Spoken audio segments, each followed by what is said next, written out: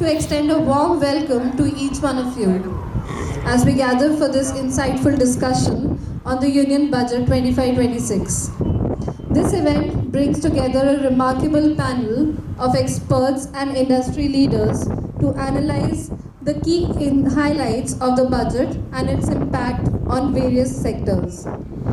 As we embark on this session, it is only fitting that we begin with a formal welcome from our esteemed chairman, Mr. UN Marwa. He has an experience of over 50 years and is a leading authority in business advisory and direct taxation services. With his vast experience and deep understanding of financial and regulatory frameworks, we are privileged to have him set the stage for today's discussion. Please join me in welcoming Mr. UN Marwa for the welcome address. On behalf of RN in India, it is my pleasure to welcome you to today's panel discussion on the Union Budget 25-26. We are delighted to have such a gathering of professionals and experts with us. Your presence here reflects the significance of this budget and its far-reaching implications across industries. As we navigate through the complexities of this budget, our panelists will provide insights and in-depth analysis to help us understand its impact on businesses, taxation, and economic growth. Before we begin, I'd like to take a moment to introduce our speakers and panelists who have graced to join us today. Mr. Rajat is the Managing Partner of London Capital. He's a distinguished professional with over 25 years of experience spanning national and international markets, investment firms, and both funded and established corporations. His extensive background encompasses investing, consulting, as well as industry CXO roles, providing him with a perspective of business operations, financial strategy, and value creation. As a partner in a debt fund and a seasoned senior executive, a chartered accountant, a Wharton MBA, a former McKinsey consultant, Mr. Rajat possesses a rare ability to engage meaningful with entrepreneurs, managers, and consultants alike. His expertise lies in strategic foresight, financial and operational impact of business decisions, and ideas that are executed financially successfully. After having dedicated recent years to leading and enhancing operational metrics in stage companies valued over 1 billion, Rajat is now, as part of his debt and equity fund, trying to help investing companies with both operational and financial expertise, apart from their management process, create and unlock value to both businesses and investors. Thank you, Rajat, and welcome being here. 7 years and 15 years with Indian Machine.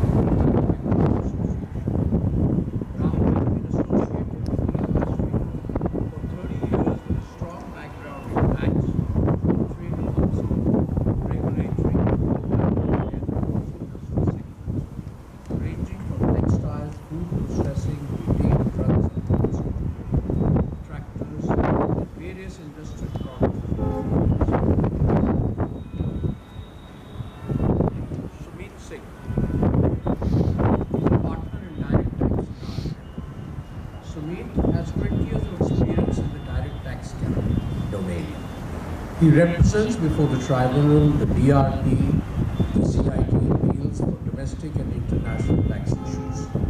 He has a wide experience in evaluating, providing advisory and opinion on DPAAs, catering to overseas companies, and having had a large exposure with PwC on the same subjects.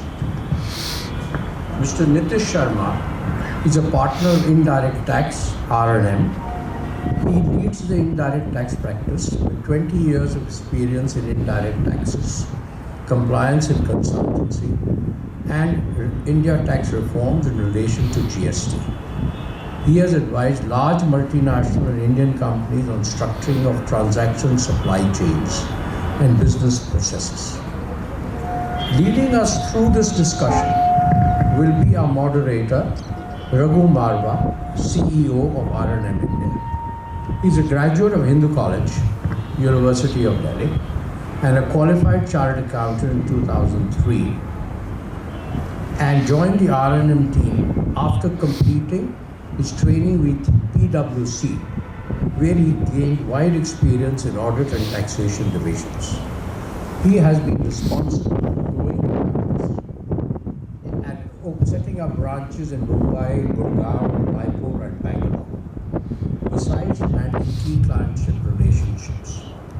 He handles matters advising India's strategy for foreign clients, interacting and liaising with various officials of RBI and FINMA. He is specializing and rendering consulting in the strategic investments, offshore structuring, cross-border holdings, and he has also launched R&M Consulting, which focuses on products like virtual CFO, ESOP administration, UK-USA tax consortium.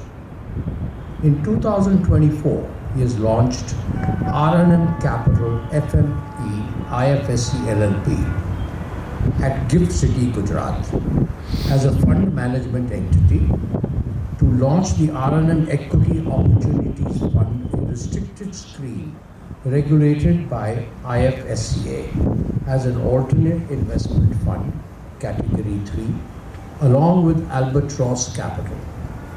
The office at Gift City is situated on the 6th floor and part of India team. Raghu is also the chairman of Asia Pacific Merger and Acquisition Group of GTI, Switzerland.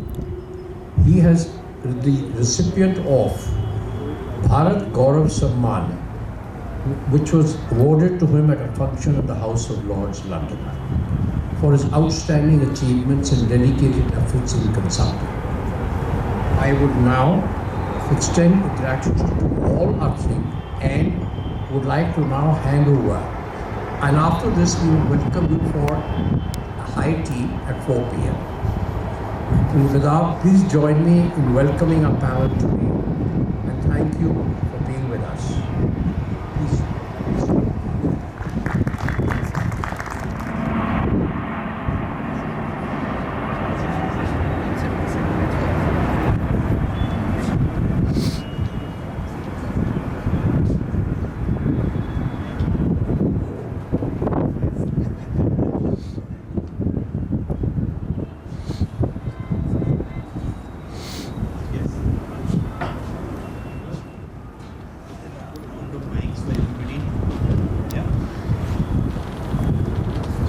Here to talk about the Union Budget 25-26. I think the is $579 billion. The receipt of Government of India for the last year 24-25 was $575 billion and a fiscal deficit of $179 billion, equivalent to 4.4% of the GDP.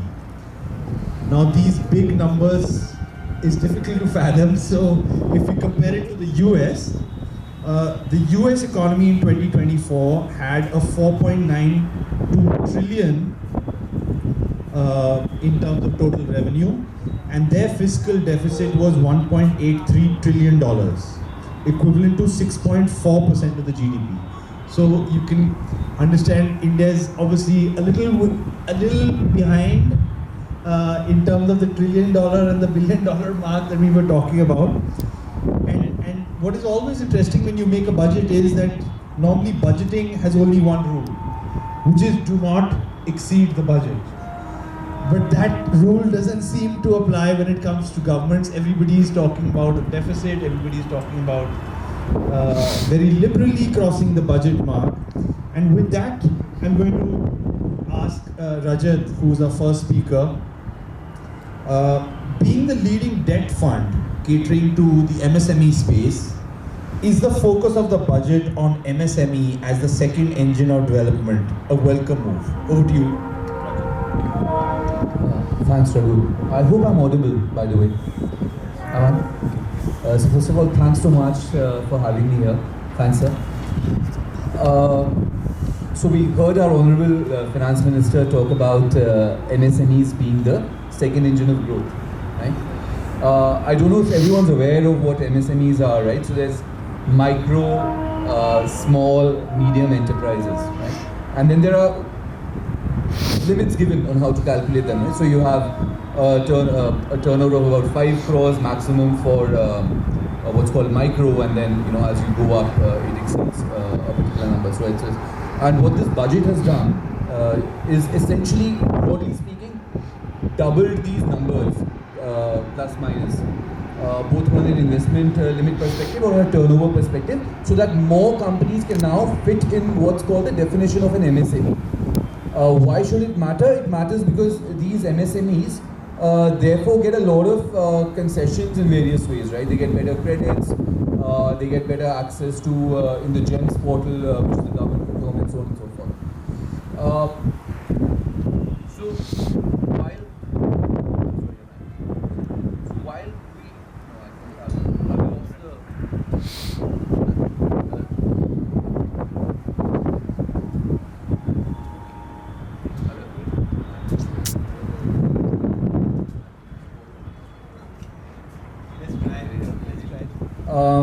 So why did the finance minister first call it the second engine of growth, right? Let's first figure out why they said that.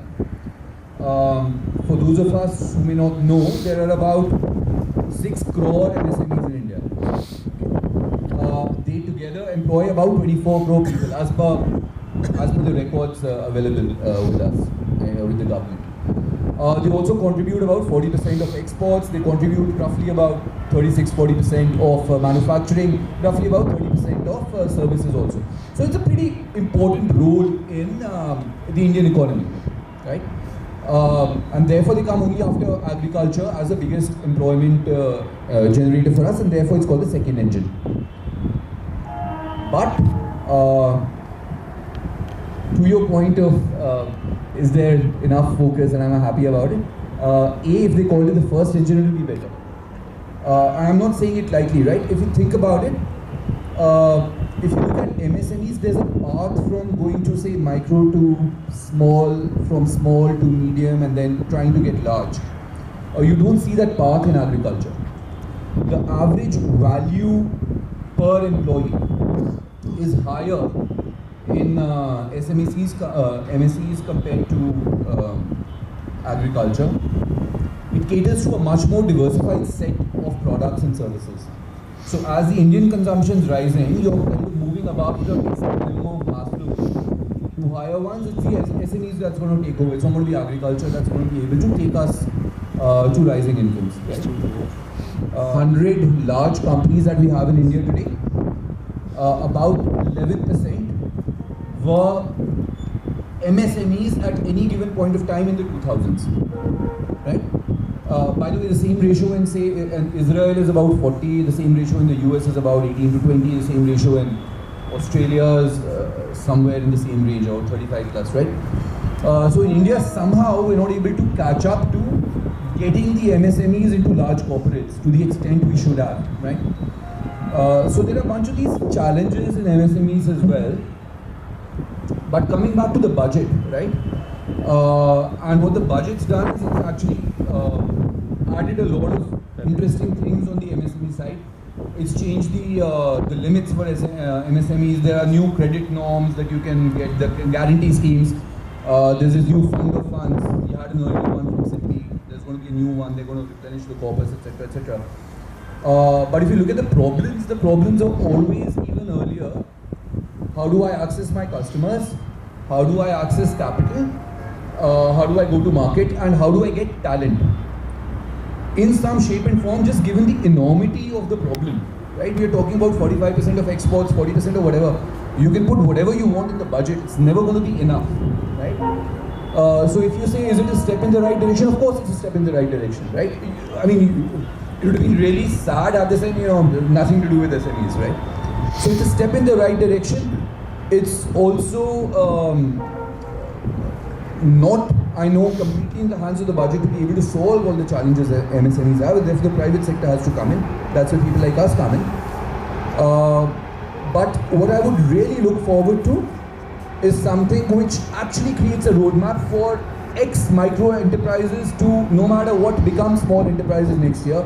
So many small enterprises definitely becoming medium enterprises next year, so on and so forth. So that glide path can be done as opposed to just general dole-outs which may or may not have anything to do with each other. So that's my take. Happy, but could have been sharper in all fairness. Super, super. I think we're going to mix up the format a little bit. Let's get Mr. Rahul Acharya in on his initial remarks on the exhibition and travel sector. I know you are the direct beneficiary of investment, which is the third engine of development as per the budget. What are your thoughts on the industry in India, the exhibition and travel industry which you are a part of? What are your thoughts on that? Good afternoon, everybody. I'm audible.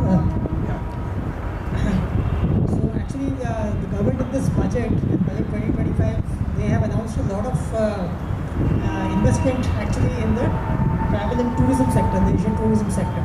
So one of the announcements has been that they will develop 50 destinations, tourist destinations in states where land will be allocated or identified by the state governments, and then infrastructure will be built over there. And even hotels and hospitality sector which is developed over there, so that will be treated as infrastructure development. So hotels will be covered under the harmonized master list of infrastructure. So that is a very key inclusion which has been there. And as far as the exhibition industry is concerned, exhibition venues have already been included in the harmonized list of infrastructure in the social infrastructure segment, and that I think was done sometime around 2021 when the industry had represented for it. So now with both exhibition venues and the hotel industry both being included in the harmonized master list of infrastructure, I think the development of infrastructure, especially in the tourism and hospitality and the business hospitality sector, business tourism section, that will be quite fast. That will grow, a lot of investment will go in, and that sector will develop. Also, a lot of religious tourism circuits are also being developed. So in this budget, I think something related to the Buddhist tourism sector has been announced. So that will probably develop the Eastern UP and the Bihar tourism sector. So that is a good announcement. Medical tourism again receive increased focus. So that segment also, the healthcare segment and the medical tourism sector, that will also develop a lot. So overall, if you see the exhibition industry as well as the travel and tourism sector, and a lot of focus has been given in terms of employment-led growth in the sector. So there is a lot of focus on skilling of people, then small mudra loans for people in the hospitality sector, in the services sector. So that will also bring in a lot of employment in the sector. And if you look at it as a service sector, tourism service sector, services in the tourism sector are very localized in nature. So what happens is that it helps in developing local employment, and it actually generates revenues for the state in which the tourism is being developed. So it is in the interest of the state governments to actually partner with the center and work very closely to develop the tourism and travel sector and ensure that both employment as well as value addition in this sector is done. Perfect. Let's move on to Sumit Singh. Sumit sir, whilst the new tax slab for personal tax has grabbed most of the headlines, are there any surprises in the budget other than the good news that we all are reading and feeling very good about? Yeah. Over to you. Yeah, thanks, Raghuji. Am I audible? I think. Okay. So, before I answer Raghuji's question, that change in the tax slab itself.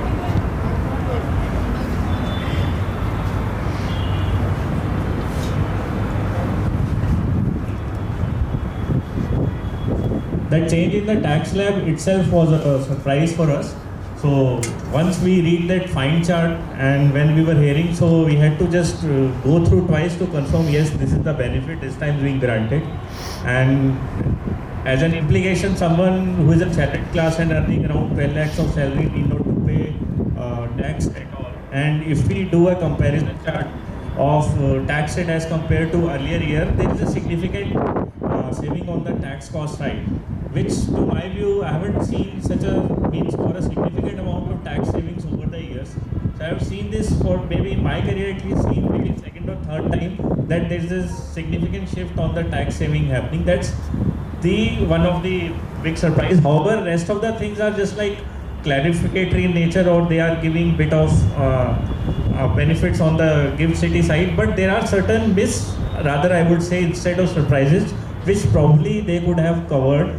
Like on the Black Money Act front, there are a lot of legal issues happening before the court, and maybe they could have thought of bringing some sort of clarity in terms of timing of issuing the notice, or in terms of the asset side or the income side verification, or on the retrospectivity side, or maybe they are waiting for the judiciary to provide the clarity on that. And probably once judiciary provides some clarity, and if at all that is not liked by the tax authorities, then probably they may try to bring sorts of amendment on the Black Money Act front.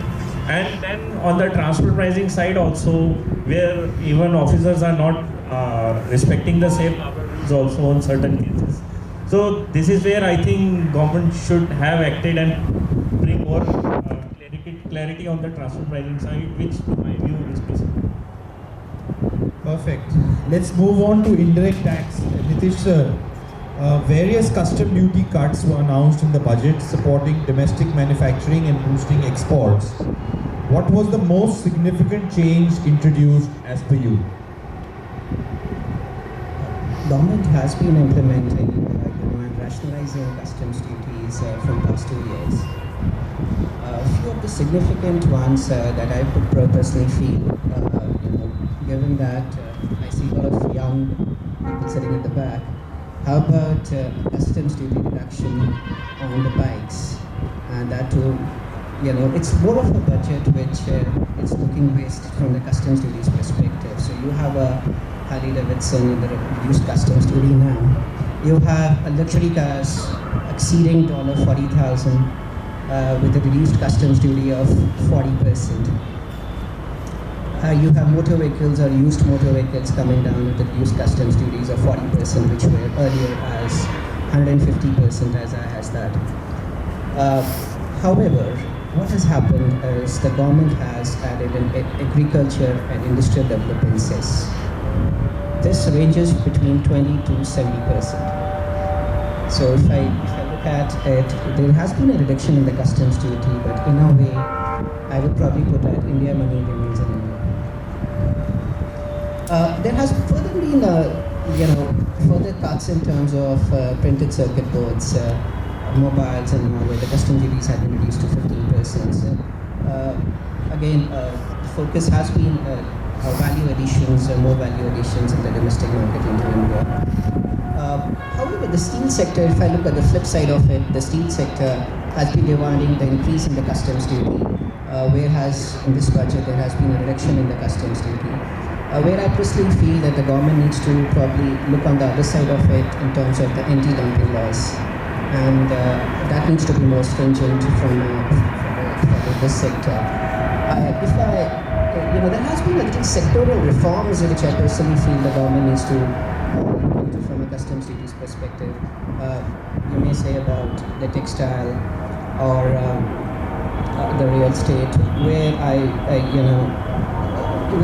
I feel that a lot can be done from a customs duties perspective, especially from a textile sector.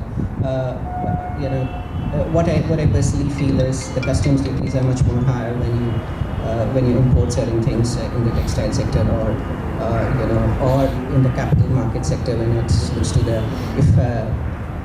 from the real estate perspective too.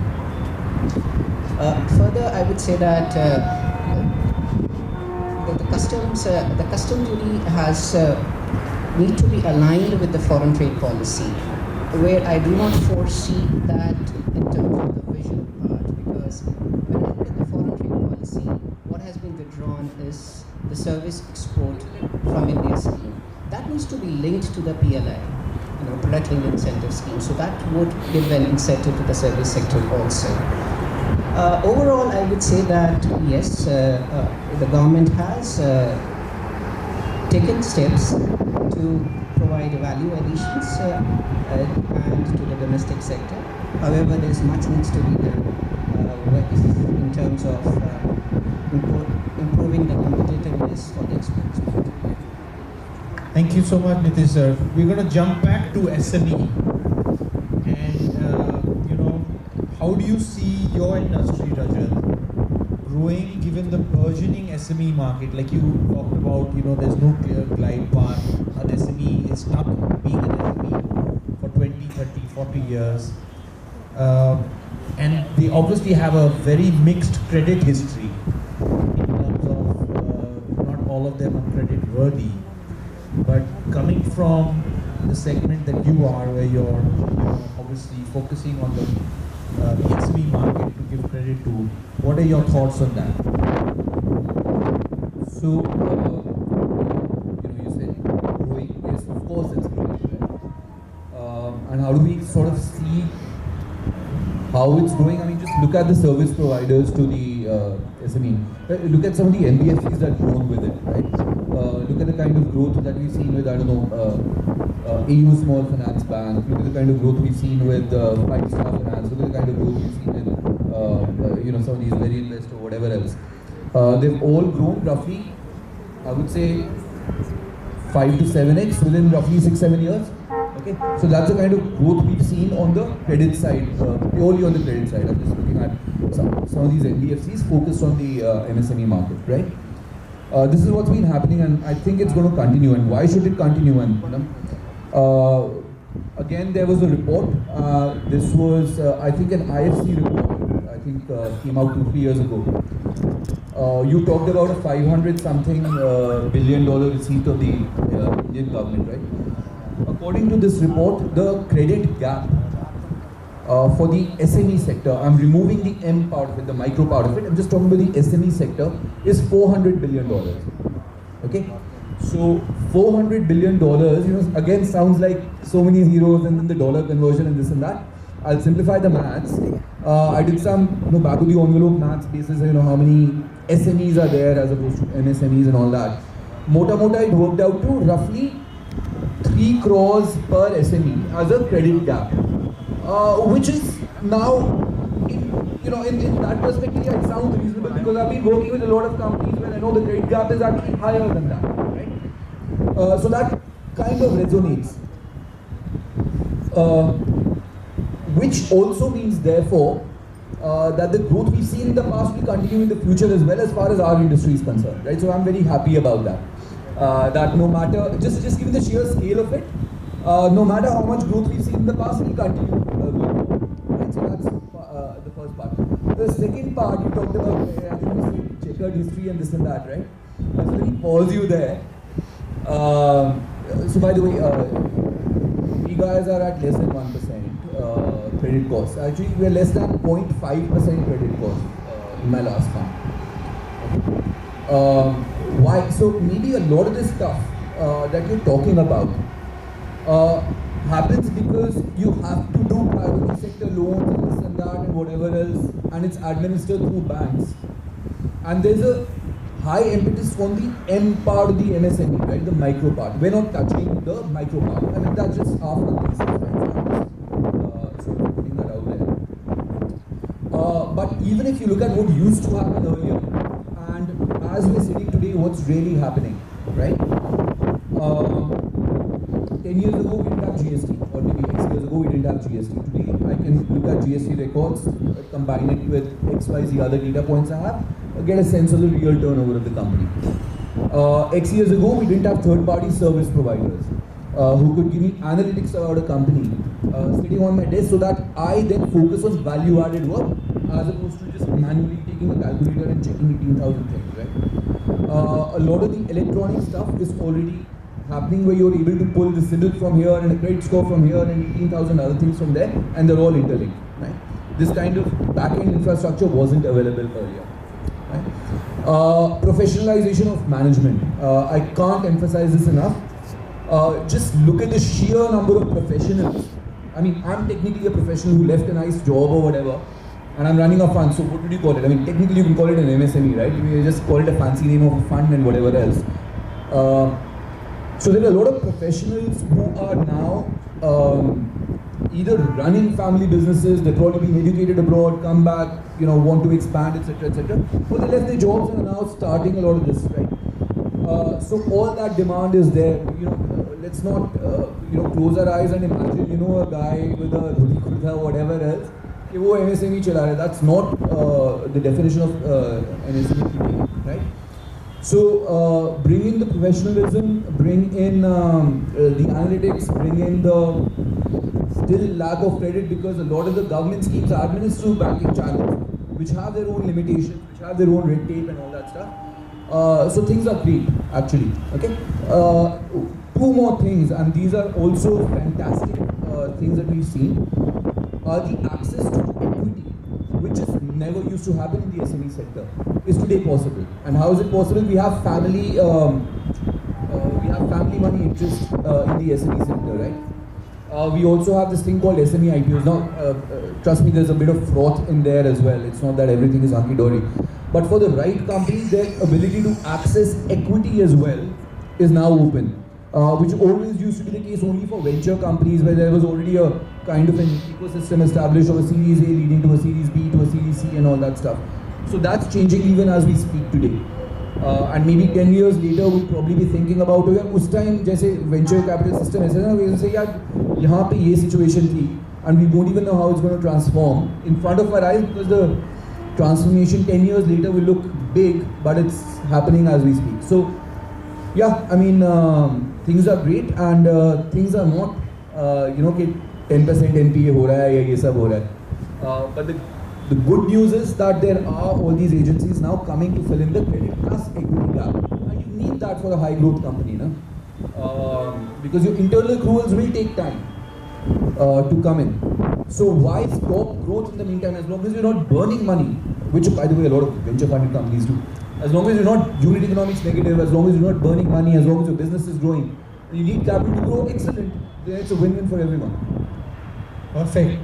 I think from the sounds of it, everybody should be putting their money on the SME space, because clearly there's a huge runway from the sounds of it. So let's shift gears. I'm not speaking from a vested interest perspective. I'm happy to have a chat. I mean, there are other avenues as well. Of course. So I'm just saying generally, I think this is... It's a transformed space. If that's Correct, absolutely. So moving on to Rahul, I think you work very closely with the Federation of European Businesses in India, and given the geopolitical climate, and just by the way, on talking about interest rates, the RBI governor just reduced the interest rate by 0.25 today morning, which I think is a welcome move for everybody. But coming back to Europe and India, do you think there's going to be more cooperation between Europe and India, more European businesses looking to enter into India and vice versa in terms of technical JVs and so on and so forth? Given the huge growth, you heard Rajat speak about the huge growth possibilities of the MSC. What are your thoughts on Europe and India? Actually, over the last 2 or 3 years, we have seen a lot of escalation of protectionist policies. And with Trump 2.0 administration coming in, the rest is another level. So we are seeing every day escalations in the cost and carry very So given this situation, it is very clear that the age of multilateral trade is slowly coming to an end. Even in the WTO, if you would notice, the dispute settlement body has been inactive for 2 years now, and that is primarily because the US has withdrawn its support from them. So now, given this situation where the multilateral trade bodies and other World Health Organization is withdrawing from there, you will see a lot of interest growing in bilateral trade agreements and regional trade agreements. So under this situation, India and Europe, it is both in their interest to pursue the India-EU trade talks. In fact, towards the end of this month, the the European Commission, the President, Ms. Ursula von der Leyen, she's visiting India with 27 commissioners. This is for the first time she's traveling with all 27 commissioners to India to hold talks on the ministerial level talks on the Trade and Technology Council. And sometime in the next month, around 10th of March, the next round of India-EU trade talks are also going to happen. So we can, given this current situation, we can hope that the India-EU trade talks will start taking shape quickly, and hopefully either within this year or within this next fiscal year, we should see something happening. And even if you see, with Modi's visit, Prime Minister Modi's visit to USA announced in February, this February, it is very much possible that Modi might discuss a small quick trade deal with the US during this trip. So that is also possible. So these bilateral and regional trade agreements, even in Asia, the IPEF, India-Pacific Economic Framework, and CPTPP. So these trade frameworks also India probably might join, as long as maybe China is out of these frameworks. India will be comfortable joining these regional trade agreements as well. So Rahulji, to break it down, I know this, it grabs headlines in terms of free trade agreements or I made such and such huge announcement. Do these things filter down to the bottom, to the businessman who's looking at his numbers at the end of the year, talking about, okay, this is the profit, this is the loss? Do these things really filter down, or is this more, political, statements when it comes to, these kind of treaties and these kind of free trade talks? Down actually happens only through a lot of training, a lot of exposure to what's happening in those trade deals. So it's very important for the trade associations to sort of educate their members on the benefits, the pros and cons of these trade agreements, and how they can use these trade agreements to further their business. So that is very important. It should come in from trade associations, from the government side, from the trade agencies, and they should educate our manufacturers and exporters to benefit out of these trade agreements. Absolutely, that makes a lot of sense. So moving back to you, Sumit sir, talking about, I think you touched upon it when you last spoke about Gift City. In this budget, there were a lot of incentives given to Gift City-based businesses in the budget, and some tinkering for the financial service industry in particular. Do you think that Gift City is now a much more attractive jurisdiction? Do you think the government has done enough to really pull in the big dollars into jurisdictions like Gift City, into India per se? Yeah. Before I touch upon or answer Raghuji's question, so let me just give a couple of thoughts on what are the incentives which is being proposed through this year budget. And one of the most important has been the funding for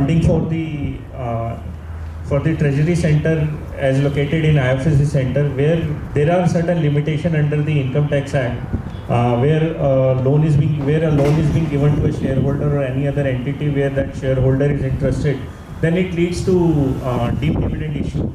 So to cover up this, now they are providing certain provisions where they may invoke non-applicability of deemed dividend issue for the purpose of funding any treasury undertaking in the IFSC Center, just to keep them funded so that they can invest more and more in the exchange or whatever they have their proposal in terms of the investment.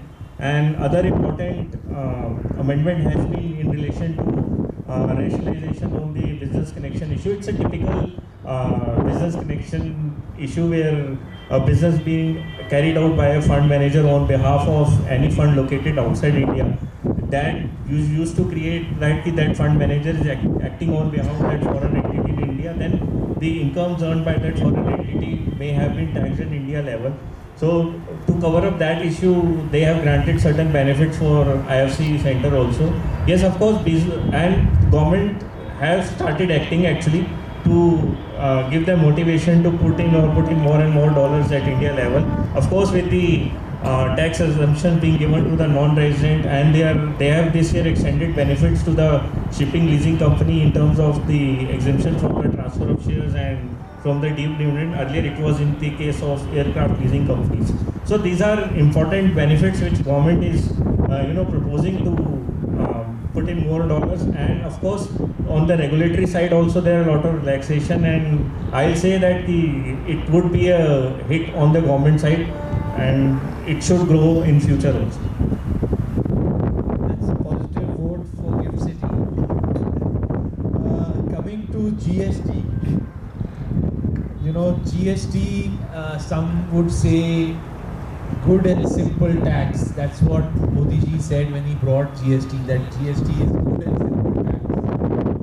When I googled it, Rahul Gandhi said it is Gabbar Singh tax. So everybody has a different take when it comes to GST, but it's been 7 years and I think a lot of people still are not very clear about GST. GST laws still continue to be very complicated. So, as per you, how do you see the improvements and the simplifications panning out? It's been 7 years since the GST came into being. We say GST is a GST law. I like to add 2 more words: practices and procedure. Where you master on the practices and procedures, right? We conquer the law, and that's where the mix of the GST would lie. When you implement the GST, the implementation in terms of the law aspects, on the ground, has to be very minutely done. There has to be change in slabs. You got too many slabs, right? I personally feel having 5 slabs is too much. Probably merge the 12 and 18% slabs. The moment you reduce these, bring the slabs right, the classification issues also get streamlined. There is one block credit. I personally feel there's block credit in terms of the ITC part of Section 75. How about, if Sumit said, and that's, I also feel that my conversation with Matthew also says that part. How about legitimate expenditure under the Income Tax Act, allow ITC and all those aspects to sync with other laws, the GST aspects. We just a while before we were conversing about the customs duty and the reductions in customs duty. I would probably say fine, reduce the customs duty on cancer, drugs, and however you still have GST implications into it. So somewhere that also needs a sync. Advanced rulings under. However, the multiple states, have different advanced rulings from each aspect. So you have centralized agencies in terms of advanced rulings. So the precedents are set, the litigations comes down under the GST. Bring in more, more other aspects also under the GST, which could be petroleum, which could be electricity. So expand the revenue base. It's more predictability. It will bring more predictability in the revenue aspects. Remove the cascading aspects also. Somewhere, you got in the IMS. Now, I'll give you a very short example on this. Unless suppose I raise an invoice as a supplier, probably then I raise a credit note. Unless until the recipient accepts it, I can't reduce my output liability. Now, if this goes, suppose I do it on the 31st of December, it goes to the next month. Now, I get the notice month on month. How about having it analyzed? So somewhere the implementation aspects needs to be streamlined, you know, and where I feel that there's so much of litigation is going on because of the reason that your supply chain needs to merge with the law with the processes and the documentation, convert it into numbers and report it to the exchequer. Most of the litigation in terms of wherever I've appeared, it's about the processes and the documentation aspects to it. So if you got an issue with the law, take it from me, it's not going to settle before the tribunal. And we're going to talk about the tribunal in some time as to how it's going to pan out and how things are going to pan out in the tribunal stages and all. I feel there's a lot more to climb in terms of the GST. That's going to take a while before things get streamlined. I agree. I think, direct tax, we've talked about, income tax 1961, which is going to get replaced. I think they're talking about it being tabled. But the jurisprudence in GST is so fairly new. I think there's so much more that the government can do. Okay, so shifting track back to you, Rajat. We talked about your diverse background between media, digital, consumer space. Do you think enough has been done to boost a slowing economy? I mean, I did talk about the RBI governor's 0.25% rate cut. Do you think that's enough? What are your thoughts? What could we do to really accelerate that? And is it slowing, firstly? I mean, fast or slow is relative, no? I mean, what's fast for a tortoise may be slow for a rabbit. So I'm not sure I have the right answer there. What I can say is this, right? If you go back to the last budget or the budget before that or whatever, we see a lot of schemes being announced by the government. So there's a huge amount of government expenditure. That government expenditure had a trickle-down effect on a bunch of things, and therefore we saw a bunch of growth happening as well, right? Come the fiscal deficit consolidation, etc., time, they cut down on the expenditure, and then we sort of saw that the economy was quote-unquote slowing down a little bit, right? And essentially, I think when you say, has enough been done on the budget, so apart from the 0.25% rate cut, we're also talking about I think the changes in the tax slabs and stuff like that, right, on the direct tax side of things. Always a welcome move. By the way, I think 1 or 2 days later after that, Moody's came out with a report saying, listen, we don't know how much of it is actually going to get converted into savings and kept aside vis-a-vis how much of it is coming back into consumption. So we're not changing anything and we don't know where it's headed, etc., right? But leave that out. My bigger point is this, right? If you look at where our incomes are and where we aspire to be, right? Forget aspire, let's look at the US, right? Look at the per capita income in the US. Pick up a per capita income in what we'd like to call a developed economy, and we are very happy being a developing one or whatever. It's huge. It's not even comparable. So we can continue growing at 6%, doesn't matter. We can continue growing at 7%, doesn't matter. We can continue growing at 8%. Which we think is fast growth, will still take us a hell of a lot of time to catch up. Because it's not that the others aren't growing, they're growing at a lower pace, but they're growing. Right? So the bigger question I'll probably have is, it's not about what's been done in the budget, not been done in the budget. Is what it would take to accelerate it to even an 8% level. We haven't touched an 8%, no? If I think. And time again, I keep coming back to, I'm not sure we have the right ingredients fully to be able to hit that accelerated path, right? We keep talking about ease of business. I'm not sure whether we see the ease of business in implementation on the ground, right? We talk about access to, let me step back. What is GDP? Fundamentally, it's a total of all the net incomes of the people. Right? Very, very high level kind of thing. How do you increase net income? You either become more productive, right? I'm making a nice handheld phone.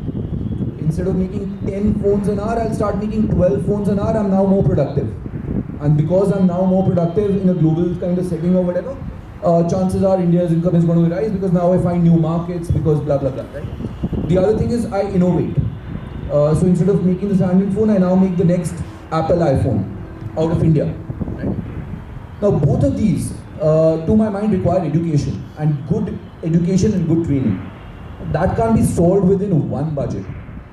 The problem is that I see the education outlay in every budget is coming down. It's either constant or coming down. So I don't know what we're building for. I mean, we might as well sort of blow some air in a balloon and then wait for it, because nothing substantive is changing, right?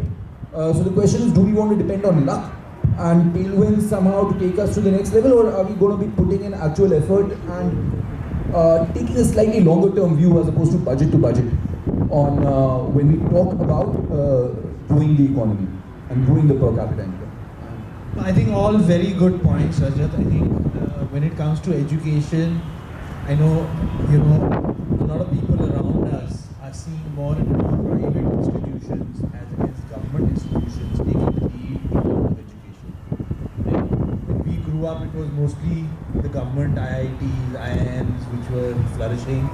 But now there are so many such good private institutes of repute. I think definitely, no longer can somebody wait for the government to. I agree. But if you look at the overall macro picture, I'm still not sure whether we have what we've been calling a demographic dividend, or whether we actually have a demographic liability. Because we're talking scale, we're talking numbers. Sitting here in Delhi or whatever, we see XYZ great schools come up. We still don't see XYZ great colleges come up. They are, but if you look at the breadth of it, it's not there. So that's why we have development also kind of happening in pockets. It's not really spread out as much as we'd like to. So yeah, I mean, absolutely. So shifting on, cognizant of time, Rahul, India's focus on innovation, AI, sustainability, and Make in India. Do you think further progress can be achieved on these agendas? Yes, certainly India already has done a lot of work on innovation, AI and sustainability, and there is a lot of left to be done still. So if you look at sustainability, the energy transition itself is a very big sector which needs sustainable development over a long period of time.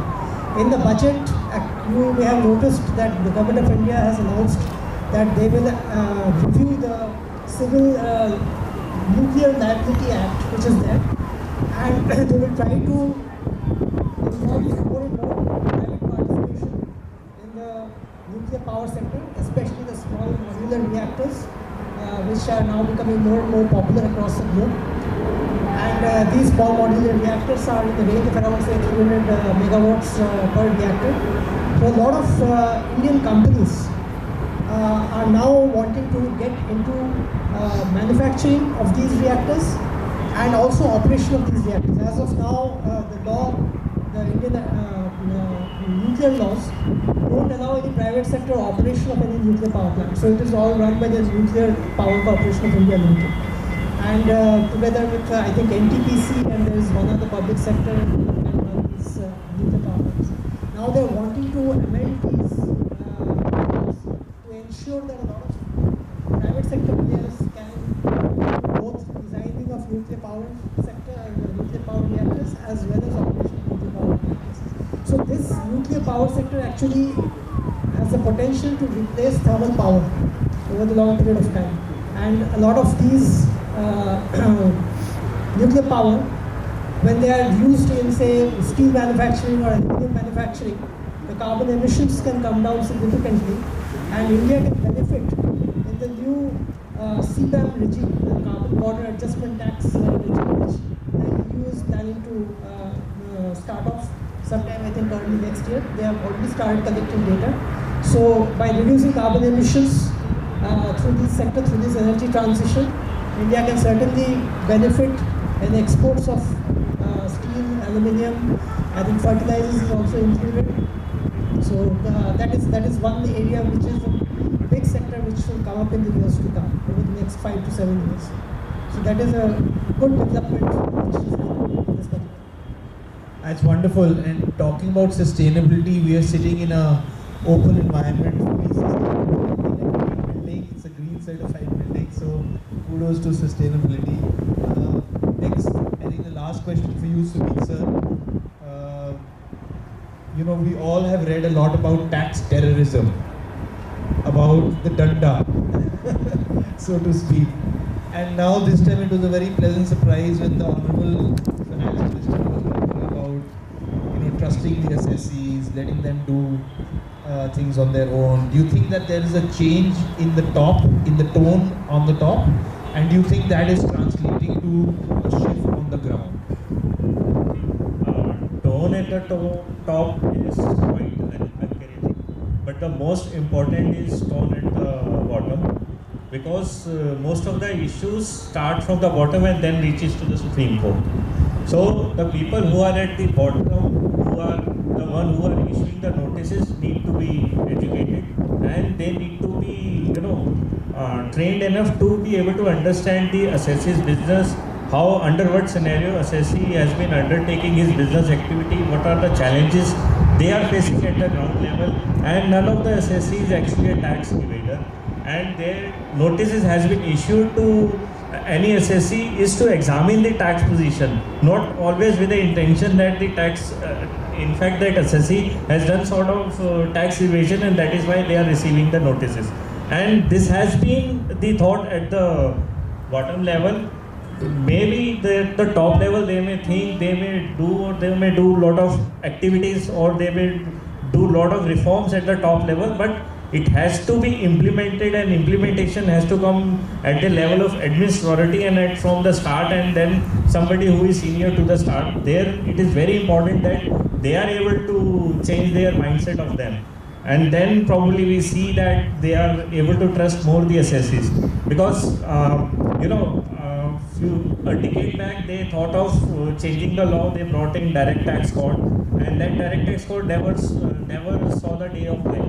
And now they are also again talking about tabling a new law where new reforms, more easier way to handle the tax. In my view, tax is such a complex thing, and where India has grown globally, internally they have also grown. So tax can never be an easier thing to handle. It would always be a complex thing to deal with, of course, but they can bring more clarity under the law and educate at the bottom level, and probably make the bottom level people to understand that not to take the inconsistent position where one officer on the same issue is taking one position and another officer is taking altogether different position, and thought behind has the, and even on the transfer pricing front also there are safe harbor rules. Means ki if some certain transaction has been undertaken with a non-resident, then there is a threshold, suppose 18% or 20% of the transaction value, which is treated as an income at the arm's length price. But however, practically we have seen even officer not respecting that threshold, and the addition or the percentage of addition has been far more than the safe harbor rules also.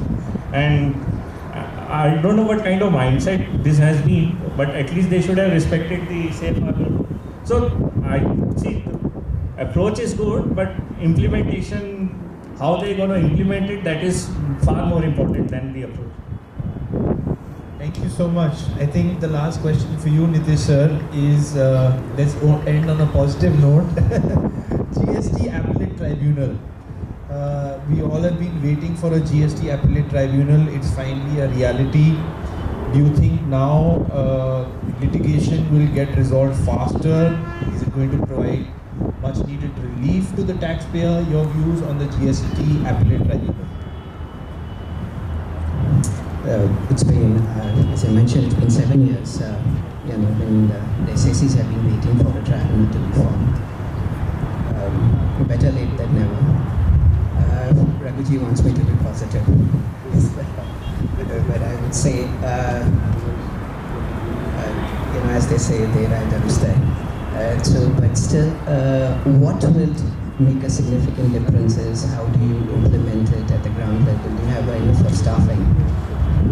Do you have enough of members? Because the way the tribunal is going to be, it's going to have a principal bench, it's going to have a state bench. You're going to have a judicial member, you're going to have a technical member. So in this process, certainly, the decisions making will be much more faster. the burdens on the High Court would certainly reduce. You have a specialized forum where the issues can be addressed in much more faster manner. Overall, the CCs have been waiting for the tribunal to be formed, especially in terms of matters pertaining to the law. I will give you one classic example in terms of the procedural part too, where the interpretation or the discretion is not really left to the adjudicating authority or the first appellate authority.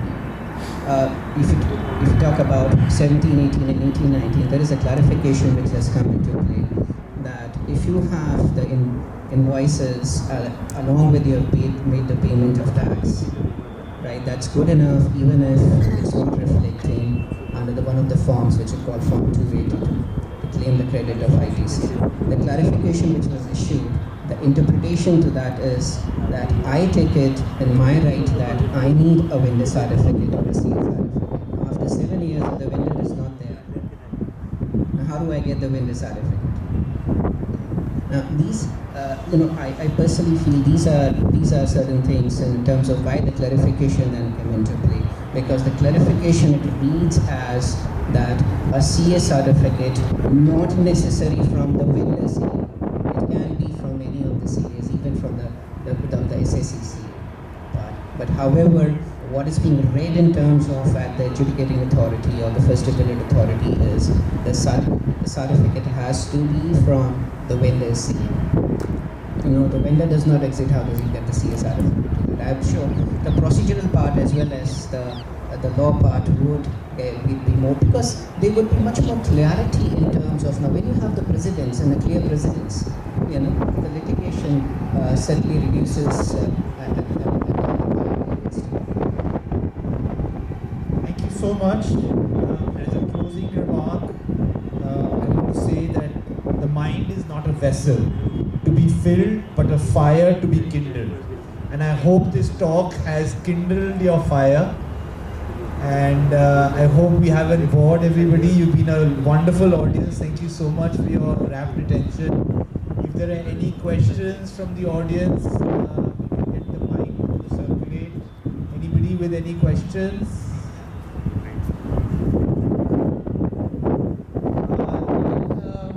Any of the panelists have a question to anybody else? Great. In the GST, I just wanted to add a comment out here. In the Indian GST, you would notice that there are major exclusions in the tax base itself. So, 4 of the major exclusions which are there in the GST base are electricity, then you have petroleum products, then you have agricultural products, and you have real estate.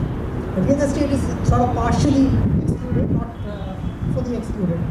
So, given these 4 exclusions, the tax base for GST in India is reduced significantly, and because of which you have a lot of blocked input taxes, which are actually blocked input taxes are nothing but sort of production taxes, which are incident on the production unit and not on the consumer, as the GST used to be. So, what happens is that for these exempt products, the production tax actually accrues to the state governments when the production is happening. So it is in the interest of remains in the interest of the states to keep these products exempt forever, so that they can earn from these blocked input taxes. So I just want to understand, is there a way to sort of ensure, because electricity is one of the major inputs for production, and if it remains exempt from GST, and there are blocked input taxes over there, it makes Indian industry uncompetitive globally, and even for exports. In terms of exports also, it remains uncompetitive. So there should be some way to convince the government to make Indian industry competitive, to make Indian manufacturers, exporters competitive in international markets. They should try to, even the agricultural products being exempt, makes food processing uncompetitive in India. So if it remains uncompetitive, exports will also remain uncompetitive, and that whole cycle of uncompetitiveness goes around. So we can introduce all kinds of PLI schemes to remove some of that uncompetitiveness, but some of that remains actually which can be easily solved by including all these products in GST. That's it. No, I think very well put, Rahulji. You made some very, very strong arguments. And I think in a democracy, hopefully the government listens to the people, and smart people like you should advocate. You're in the right place in terms of, I'm sure the relevant ministers and secretaries would have a good year to, a case that you build up in this regard. Absolutely. Thank you so much, everybody, once again. Tea and coffee. Look forward to having a quick chat and enjoying tea, coffee with you. Thank you.